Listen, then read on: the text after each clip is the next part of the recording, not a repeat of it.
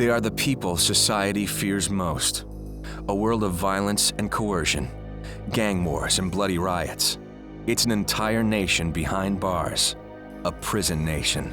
With numbers rising, gangs serve as the biggest threat to inmates and officers. Gangs virtually run the prisons. Your whole life is based on rules.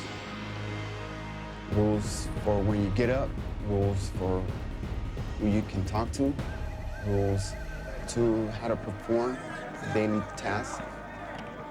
Whatever the generals say, then that's what goes. They're a complex organization, a secret society within the prison system, and loyalty is everything. When you come to prison, you can either join a prison gang or go at it alone. If you are alone, then you can fall prey to anybody.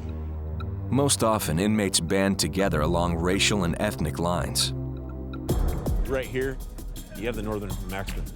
The blacks, you have the Crips, you have the Bloods, you have the 415s, you have the white boys.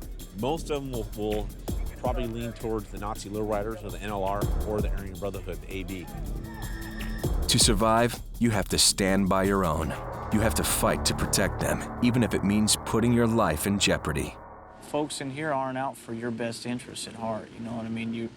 This is the jungle, and you're gonna have to find a way to survive. When the word comes down from the leaders, the gang members respond with brutal and violent acts, including beatings, riots, or even homicide.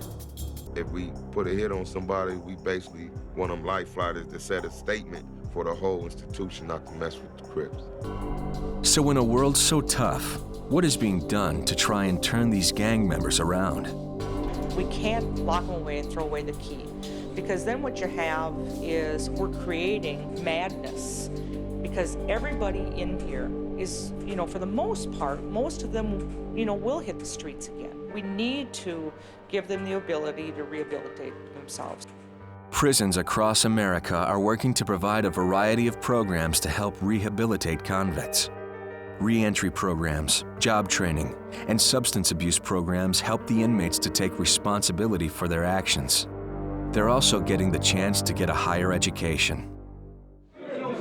Just putting on this road, man, is awesome. In fact, I couldn't even sleep last night. I was on the dean's list. Wow. I didn't even know what the dean's list was. I thought I had did something wrong. Took 5 classes and got 5 A's in college. Thank you very much. We know from all the research that the more education you have when you leave prison, the better off you'll be, especially if you can manage to get any kind of college education. If the inmates take advantage of these opportunities, their life has the potential to turn around. I'm gonna be all right, man, trust me. I'm gonna be all right, and I'm gonna find that good woman, and I'm gonna live that good life. That dog with the picket fence, you know what I'm saying? That's what I want. But sometimes, the violence of prison is too much for success. Everyone who goes into prison comes out of prison. And if they come out worse than when they went in, if they come out angrier than they were when they went in because all you did was warehouse them, you didn't do anything, you just kept them sort of alone and isolated, then they're going to commit violence, because why wouldn't they? This year, half of all the people now in prison will be released. Ironically enough, the majority of those who get out end up right back inside this prison nation.